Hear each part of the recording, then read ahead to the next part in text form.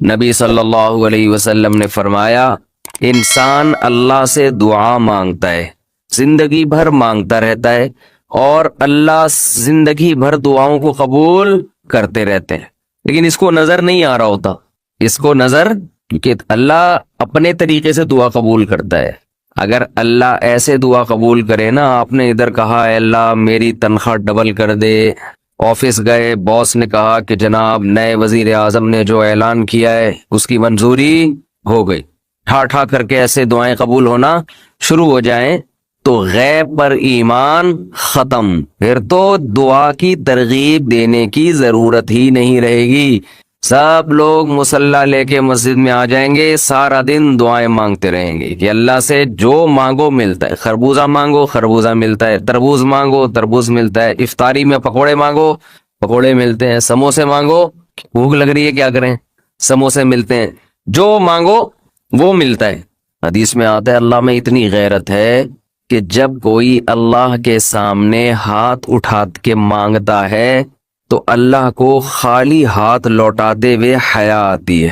تو حدیث میں آتا ہے کہ ایک بندہ مسلسل دعا مانگتا ہے مانگتا ہے مانگتا ہے مانگتا ہے مانگتا ہے اور اللہ قبول کرتا ہے کرتا ہے کرتا ہے کرتا ہی رہتا ہے، یہاں تک کہ یہ بندہ ایک دن زبان سے ایک لفظ نکالتا ہے، کیونکہ اس کو قبول ہوتے ہوئے نظر نہیں آ رہی ہوتی نا دعا۔ اگر یہ لفظ زبان سے نکالتے جیسے کہ آج کل لوگ نکالتے ہیں زبان سے، تو حدیث میں آتا ہے یہ جو جملہ زبان سے نکالا ہے اس کے بعد سے اللہ قبول کرنا چھوڑ دیتے ہیں۔ دنیا میں کہیں بھی ایسا نہیں ہوا کہ کوئی قوم اشراق کی نماز نہ پڑھتی ہو اس لیے اللہ کا عذاب آ گیا ہو، کوئی قوم تہجد نہ پڑھتی ہو اس لیے اللہ کا عذاب آ گیا ہو، کوئی قوم صبح اور شام کے وظیفے نہ پڑھتی ہو اس لیے اللہ کا عذاب آ گیا ہو۔ یہ وجہ نہیں ہے۔ قرآن کہہ رہا ہے عذاب ہمیشہ اس قوم پر آیا جس نے گناہ کیا، اور گناہ کی ڈیفینیشن کیا ہے؟ اللہ نے کہا یہ کام مت کرو اور قوم نے وہ کام بولنے کیا۔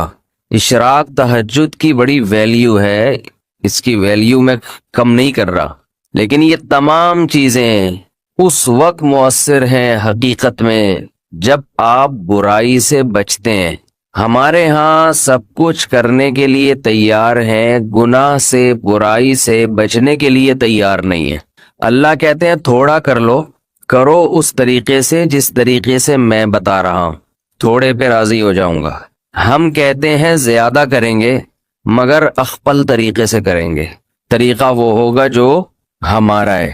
تو اللہ کہتے ہیں جی بھر کے کر لو، آخرت میں اس کا کوئی اجر نہیں ملے گا، جی بھر کے کر لو۔ وسعى لها سعيها، قرآن کہتا ہے اس کی کوشش قبول ہوگی، اس کی محنت قبول ہوگی، جو محنت اس طریقے سے کرے جس طرح سے اللہ نے بتائی ہے، اس کی محنت قبول ہوگی۔ تو ارادہ کریں، عزم کریں، اپنی زندگی سے ایک ایک گناہ کو خارج کرنا ہے۔ ہم اپنے بڑوں سے سنا کرتے تھے کہ ایک ڈائری میں اپنے گناہوں کی لسٹ تیار کرنی چاہیے۔ جب شادی کرتے ہیں نا تو بلاتے ہیں اتنے لوگوں کو، تو لسٹیں تیار ہوتی ہیں نا، کیا خیال ہے؟ لسٹیں تیار کیوں کی جاتی ہیں؟ کوئی رہ نہ جائے۔ بعض دفعہ کوئی بڑا ہی بخروٹی قسم کا ہوتا ہے، غلطی سے رہ گیا، پوری زندگی ناک میں دم کر کے رکھتا ہے کہ نہیں رکھتا، کہ مجھے کیوں نہیں بلایا، مجھے کیوں نہیں بلایا۔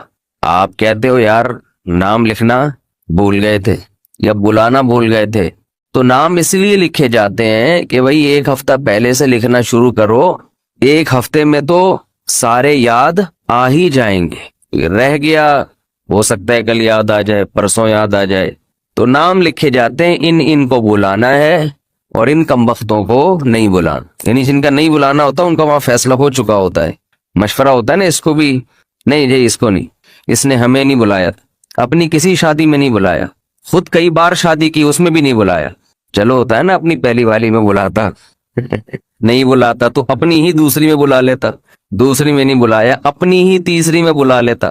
جس نے اپنی کسی میں نہیں بلایا ہم اس کو اپنی اکلوتی میں کیوں بلائیں؟ یہ بھی کانسیپٹ ہوتا ہے، یہ نہیں پتا ہوتا کہ جو دوسری کر رہا ہوتا ہے وہ بلا کے ڈھنڈورا پیٹ کے نہیں کرتا، وہ تو چھپڑ میں کرتا ہے، بعد میں پکڑا جاتا ہے وہ۔ خیر تو لسٹ لکھی جاتی ہے، ان کو بلانا ہے۔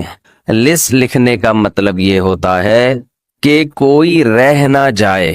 ہم نے بڑوں سے سنا حکمت کی بات کہ اپنے گناہوں کی بھی لسٹ خود تیار کرنی چاہیے۔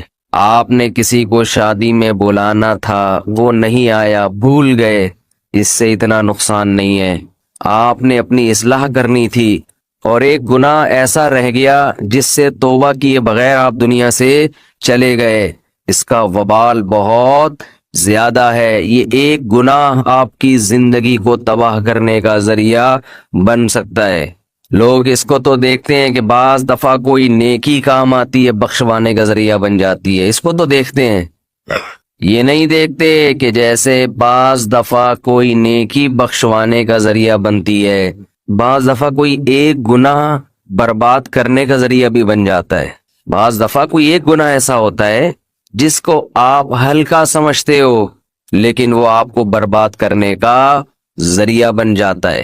نبی صلی اللہ علیہ وسلم نے فرمایا، انسان بعض مرتبہ زبان سے ایسا کلمہ نکالتا ہے جسے وہ بہت ہلکا سمجھتا ہے، اللہ کی نظر میں اس کا وزن بہت زیادہ ہوتا ہے، جس کی وجہ سے وہ جہنم کے گڑھے میں پھینکا جائے گا۔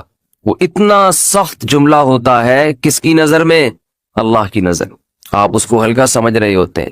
بتاؤ کوئی شخص ساری زندگی تہجد پڑھے، رمضان کے روزے رکھے، اللہ کے خوف سے روتا رہے، صدقات و خیرات کرے، کوئی پریشانی آئی اور منہ سے یہ جملہ کہہ دیتا ہے کہ اللہ کو میں ہی ملا ہوں پریشان کرنے کے لیے، ساری ٹینشنیں اللہ نے مجھی کو دی ہوئی ہیں، میرا ہی بیڑا غرق کر کے رکھا رہتا ہے ہمیشہ اللہ۔ تو آپ کیا سمجھتے ہیں کہ یہ ہلکا جملہ ہے؟ اس ایک جملے میں اتنا وزن ہے کہ اس میں یہ طاقت ہے کہ یہ آپ کی ساری زندگی کی نیکیوں کو کھا جائے۔ اللہ کہے گا جب تو مجھے ایسا سمجھتا ہے تو پھر تو تیری میری کیسی دوستی، کس بات کی دوستی؟ یہ تہجد لے جا کسی اور کے پاس۔ ہم یہ کہتے ہیں ایک جملہ ہی تو تھا، زبان سے نکالا ہے۔ جملے ہی زبان سے نکلتے ہیں جس پہ لڑائیاں ہوتی ہیں، قتل و غارت ہو جاتا ہے۔ آپ نے اپنے باپ کو گالی دے دی، کس قدر غصہ آئے گا باپ کو۔ آپ جواب میں کہو ایک لفظ ہی تو ہے جو زبان سے نکلا ہے، تو باپ کیا کہے گا کہ ہماری زبان سے زندگی بھر ایسا لفظ کبھی اپنے باپ کے لیے بولو نہیں نکلا۔ طلاقوں میں تو یہ بہت ہوتا ہے۔ طلاق دیکھیں نا، لوگ آتے ہیں کہ زبان سے طلاق نکل گئی تھی، 3 دفعہ لفظ نکل گیا تھا، غصے میں ہو گیا تھا۔ تو میں ان سے کہتا ہوں کہ آپ کے علاوہ بھی میاں بیوی میں بہت کروڑوں خاندان ہیں جن میں لڑائی ہوتی ہے، اب بھی ہوتی ہے، ہمیشہ سے ہوتی رہی ہے۔ ان کی زبان سے کبھی بھی یہ لفظ بولو نا نہیں نکلا، آپ کے منہ سے کیسے نکل گیا؟ لڑائی تو ہر گھر میں ہوتی ہے، جھگڑا تو ہر گھر میں ہوتا ہے۔ تو آپ کو بولنے سے پہلے لفظ کا وزن چیک کرنا چاہیے کہ میں کیا بول رہا ہوں، کس کے سامنے بول رہا ہوں، اس کا ویٹ دیکھنا چاہیے۔ بول دیا کلمہ کفر ایک دفعہ زبان سے نکالتا ہے انسان، اور اس کلمے میں یہ طاقت ہے، کفر کے کلمے میں، کہ آپ کی ساری زندگیوں کو 1 سیکنڈ میں کھا کے ختم، 1 سیکنڈ میں۔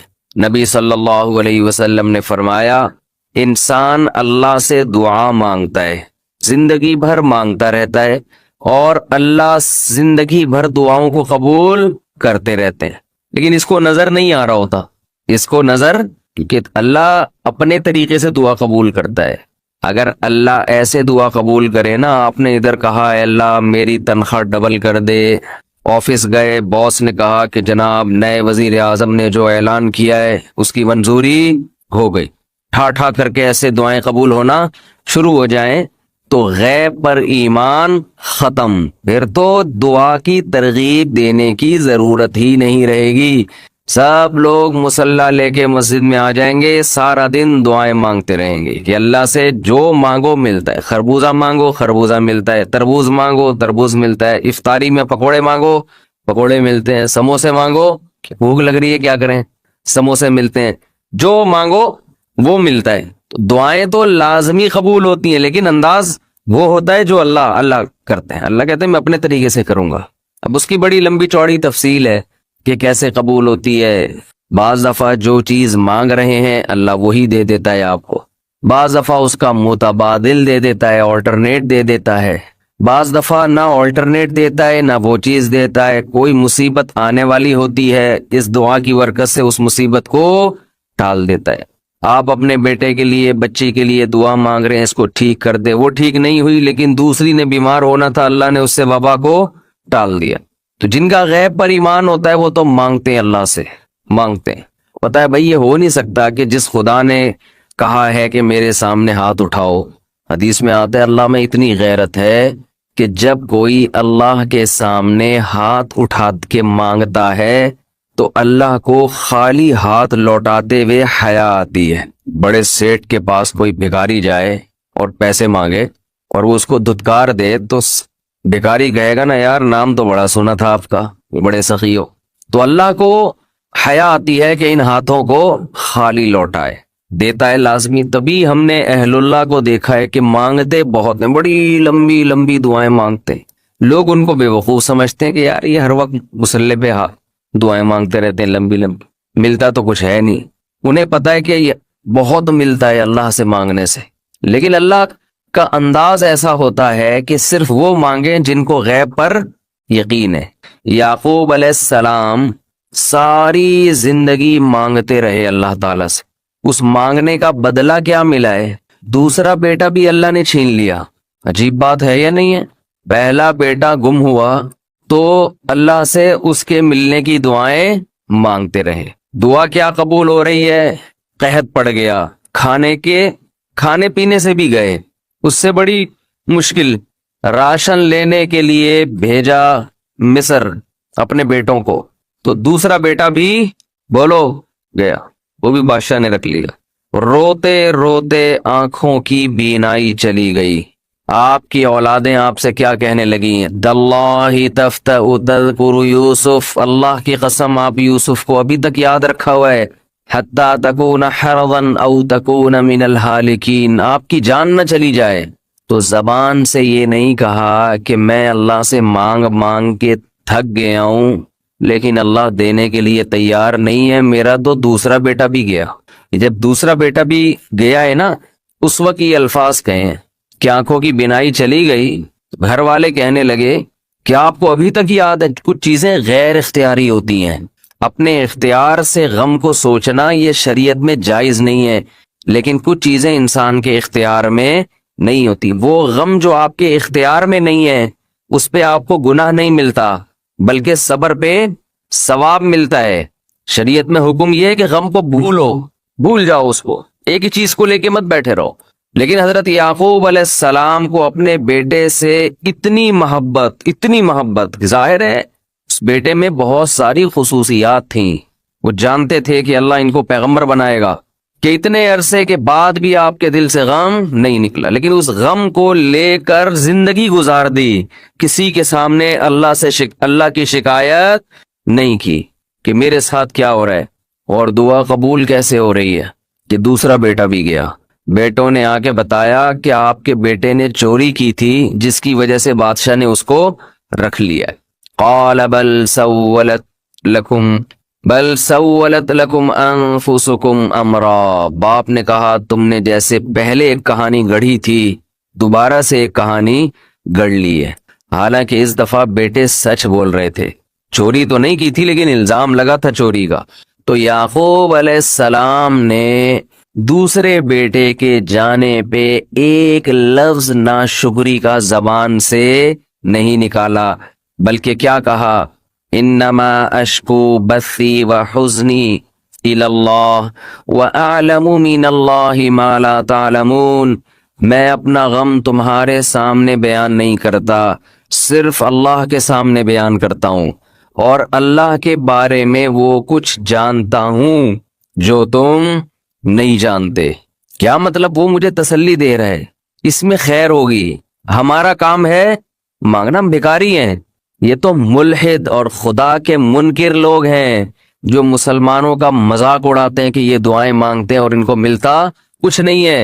او بھائی ہمیں اس سے غرض ہی نہیں ہے کہ رب کیسے دے رہا ہے، ہمیں اس نے پابند بنا دیا مانگو، تو ہمیں اہل اللہ کو تو مزہ اس سے آتا ہے کہ اس نے ہمیں بول دیا مانگو، وہ نہ بھی دے، مانگنا ہی ہمارے لیے سب کچھ ہے۔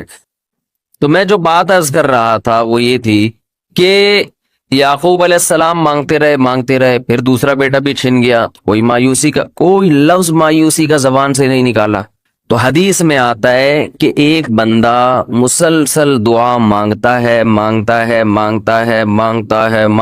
اور اللہ قبول کرتا ہی رہتا ہے، یہاں تک کہ یہ بندہ ایک دن زبان سے ایک لفظ نکالتا ہے، کیونکہ اس کو قبول ہوتے ہوئے نظر نہیں آ رہی ہوتی نا دعا، یہ زبان سے کیا لفظ نکالتا ہے کہ میں دعا مانگتا ہوں مگر اللہ قبول بولو نہیں کرے۔ جیسے معاذ اللہ نقل کفر کہ یعقوب علیہ السلام اگر کہہ دیتے کہ اللہ کئی سال سے دعا مانگ رہا تھا بیٹا مل جائے، مگر تو نے تو دوسرا بھی چھین لیا، لہذا ثابت یہ ہوا کہ میں مانگتا تو ہوں لیکن اوپر والا قبول بولو نہیں کرتا۔ اگر یہ لفظ زبان سے نکالتے جیسے کہ آج کل لوگ نکالتے ہیں زبان سے، تو حدیث میں آتا ہے یہ جو جملہ زبان سے نکالا ہے اس کے بعد سے اللہ قبول کرنا چھوڑ دیتے ہیں۔ اس سے پہلے ہو رہی تھی، آپ نے یہ لفظ کہہ دیا اس کو ہلکا سمجھ کے، اللہ کے ترازو میں یہ کلمہ، یہ چھوٹا سا جملہ بہت بھاری ہے اللہ کی غضب کو دعوت دینے کے لیے۔ اللہ کہتے ہیں مجھے تانا دے دیا کہ میں قبول نہیں کرتا۔ گھروں میں جھگڑا ہوتا ہے نا، عورت کہتی ہے مرد کھلا کھلا کے تھک جائے، بیوی کہتی ہے ہاتھ تنگ کیا ہوا ہے کھلاتے نہیں ہو۔ بعض دفعہ آدمی کو غصہ آتا ہے کہ اب میں ہاتھ اپنا تنگ کر کے دکھاؤں گا، بنڈے نہیں لے کر آؤں گا۔ میں کہتا ہوں چنگیز خان بھی، اگر کوئی چنگیز خان کی اولاد ہے نا، اس میں بھی اتنی طاقت نہیں ہے کہ بیوی کہے کہ 6 انڈے چاہیے اور وہ ان 6 کو 4 کر کے دکھا دے کہ نہیں آج 4 انڈے آئیں گے 6 نہیں آئیں گے۔ کوئی ہے ایسا مائی کا لال؟ کوئی ایسا مائی کا لال پیدا نہیں ہو۔ تو استنبول کیسے فتح کرو گے؟ استنبول کیسے فتح کرو؟ سلطان محمد فاتح نے استنبول فتح کیا تھا نا۔ ایک بڑے بزرگ نے بڑی اچھی بات کہی کہ فرعون نے ہزاروں بچوں کو قتل کیا اور بنی اسرائیل کے نا، لیکن موسیٰ علیہ السلام جب صندوق سے نکلے فرعون نے ارادہ کیا اس کو بھی قتل کروں۔ فرعون کی بیوی نے کہا لا تقتلوہ، اسے قتل مت کرو۔ فرعون نے کہا اچھا فرعون نے کیا کہا؟ ٹھیک، it is okay, no problem. سمجھتے ہو؟ تو یہ ہمارے لیے بڑی تسلی کی بات ہے، یہ ہمارے لیے بڑی تسلی کی بات کہ جب فرعون جیسا آدمی گھر میں فرعون نہیں تھا تو ہم اور آپ کس کھیت کی مولی ہیں یار؟ چلتے رہو جیسے زندگی گزار رہے ہو، جتنے انڈے کہے ہیں اتنے لے آیا کرو۔ خیر، میں یہ عرض کر رہا تھا کہ بعض گناہوں کو انسان ہلکا سمجھتا ہے، بعض لفظوں کو انسان ہلکا سمجھتا ہے، اللہ کی نظر میں وہ لفظ بھی بہت بھاری ہوتے ہیں، وہ گناہ بھی بہت بھاری ہوتے ہیں۔ تو آپ ایک لفظ کو سمجھتے ہو بہت ہلکا، آپ ایک گناہ کو سمجھتے ہو بہت ہلکا۔ تو میں یہ عرض کر رہا تھا، ایک مثال دے رہا تھا کہ غیر مسلموں کے یہاں ہیومن رائٹس بھی ہیں، ویمن رائٹس بھی ہیں، اسپیسیفک انسانوں کے رائٹس نہیں ہے کہ اس کا یہ حق ہے، اس کا یہ حق۔ تو ایک بات کا خیال کیا کریں، کچھ لوگوں کے آپ پر احسانات اتنے زیادہ ہیں کہ ان کے ساتھ بد اخلاقی کرنا اور ایک عام آدمی کے ساتھ بد اخلاقی کرنا، ان دونوں بد اخلاقیوں کے ویٹ میں بہت فرق ہے۔ سمجھتے ہو؟ شخصیت کے بدلنے سے کسی بھی جرم کی حیثیت تبدیل ہو جاتی ہے۔ دیکھو 3 قسم کی چیزیں یاد رکھو جن کی وجہ سے گناہ اور نیکی کی ویلیو گھٹتی اور بڑھتی ہے۔ ایک شخصیت، ایک مکان اور ایک ٹائم اور زمان۔ آپ اگر شراب پیتے ہو اپنے گھر میں بیٹھ کے، گناہ ہے یقیناً۔ مسجد میں پیتے ہو تو آپ بتاؤ وہی ایک بوتل کا گناہ اور اس کا جو ویٹ ہے وہ کئی گنا بڑھ جائے گا کہ نہیں بڑھ جائے گا؟ بولو نا۔ اور پھر مسجد حرام میں پیتے ہو معاذ اللہ، تو اس بات کا ڈر ہے کہ اللہ وہیں کوئی آسمانی عذاب نازل نہ کر دے، اس کا ویٹ اور زیادہ بڑھ جائے گا اس گناہ کا۔ اسی طرح کچھ ٹائمز ایسے ہیں، وقت ایسے ہیں، یہ تو میں نے بات کی مکان اور جگہ کی، جگہ کے بدلنے سے بھی حکم بدلتا ہے، نیکی بھی بڑھ جاتی ہے۔ عام مسجد میں، گھر میں آپ نماز پڑھو 1 نماز، مسجد میں جماعت سے پڑھو 25 نمازیں، مسجد حرام میں پڑھو، بولو نا 1,00,000 نمازوں کے برابر ثواب، 1,00,000، تو نیکی بھی بڑھ رہی ہے، اس کا بھی وزن اور مقدار بڑھتی جا رہی ہے۔ اسی طرح ٹائم کے بدلنے سے آپ ایک نیکی کرتے ہیں رمضان کے علاوہ مہینے میں، وہ 10 نیکیوں کا ثواب، رمضان میں کرتے ہیں تو اس کا ثواب کئی گنا بڑھ جاتا ہے۔ لیلۃ القدر میں کرتے ہیں تو ایک رات کی عبادت 1,000 مہینے کے برابر، 80 سال کے برابر۔ اس کو اگر اتار دینا تو بڑی جی، پھر اس میں چینج کرنا اس کو۔ یہ الکوہلک خوشبو ہے نا، الکوہلک لوگ استعمال تو کرتے ہیں، لیکن اگر آپ تھوڑا سا دماغ لگا کے بار بار آپ استعمال کریں نا، آپ کو اندازہ ہوگا اس سے انسان فریش نہیں ہوتا، یہ اور دماغ پہ بوجھ کا ذریعہ بنتی ہے۔ اگر کثرت سے آپ استعمال کریں تو آپ کو اندازہ ہوگا۔ خیر، اسی طرح ٹائم، جیسے رات رمضان کی راتوں کا ثواب عام راتوں سے بہتر، پھر رمضان کی آخری عشرے کی جو راتیں ہیں وہ پچھلے 2 عشروں سے زیادہ افضل، پھر لیلۃ القدر 80 سال کی عبادت سے افضل۔ تو ٹائم کے بدلنے سے نیکی کا وزن اور گناہ کا وزن اس میں فرق پڑتا ہے۔ تو رمضان میں کوئی گناہ کرتے ہیں اس کا وبال بھی دوسرے مہینوں سے زیادہ ہے۔ تو اسی طرح خوب سمجھ لیں کہ شخصیت کے بدلنے سے بھی نیکی اور گناہ کے وزن میں فرق پڑتا ہے۔ قرآن کیا کہتا ہے؟ امہات المؤمنین کو، پھر شخصیت کی 2 قسمیں، ایک تو وہ گناہ کرنے والا اور ایک وہ جس کا حق پامال کیا جا رہا ہے، جس کا حق ضائع کیا جا رہا ہے۔ قرآن کہتا ہے امہات المؤمنین کو کہ اگر تم میں سے کسی نے برائی کا ارتکاب کیا، یضاعف لها العذاب، اس کو عام عورتوں کی طرح عذاب نہیں ہوگا بلکہ اس کا عذاب بڑھا دیا جائے گا، دگنا عذاب ہوگا۔ کیوں؟ اس لیے کہ نبی کی بیویاں ہیں، مقدس گھرانہ ہے۔ تو شخصیت کے بدلنے سے فرق پڑ رہا ہے کہ نہیں پڑ رہا؟ اسی طرح آپ بد اخلاقی کرتے ہیں، ایک عام آدمی سے بدتمیزی کرتے ہیں، ایک نارمل ایک عام آدمی سے، اس میں ایک دفعہ بدتمیزی کا گناہ ملے گا، لیکن جن کے آپ پر احسانات ہیں، دیکھو اسلام میں جو حق بنتا ہے نا، حق 2 وجہ سے کسی کا حق بنتا ہے، اس کو خوب اچھی طرح سمجھ لیں، کھوپڑی میں بٹھا لیں اس کو۔ ایک حق اسلام میں ثابت ہوتا ہے احسانات کی وجہ سے، کسی نے آپ پر احسان کیا، وہ کوئی اجنبی ہو اس کا بھی حق ہے اگر اس نے آپ پر احسانات کیے۔ قرآن جگہ جگہ کہتا ہے کہ اللہ محسنین کو پسند کرتا ہے، احسان کا بدلہ احسان ہے۔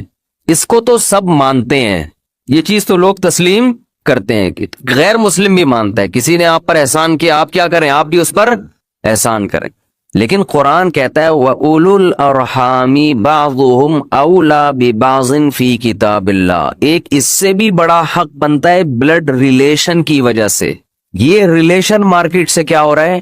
اس کی ویلیو کیا ہو رہی ہے مارکیٹ سے؟ ختم۔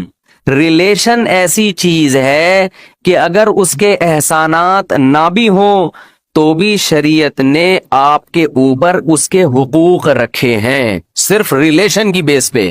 اب جتنا قریبی ریلیشن ہوگا اس کے ساتھ بد اخلاقی کا ویٹ اتنا زیادہ بڑھ جائے گا۔ میں عرض کر رہا تھا نا، شخصیت کی وجہ سے بھی گناہ کا وزن کم اور زیادہ ہوتا ہے۔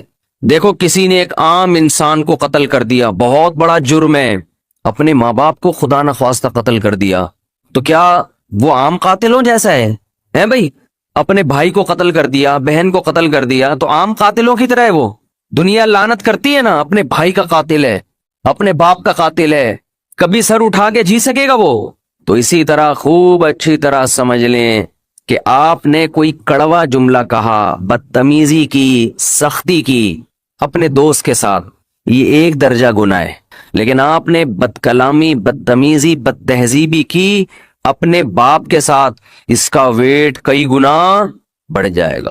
اور یہی بدتمیزی اگر کی ماں کے ساتھ تو اس جرم کو آپ 3 سے ضرب دے دیں۔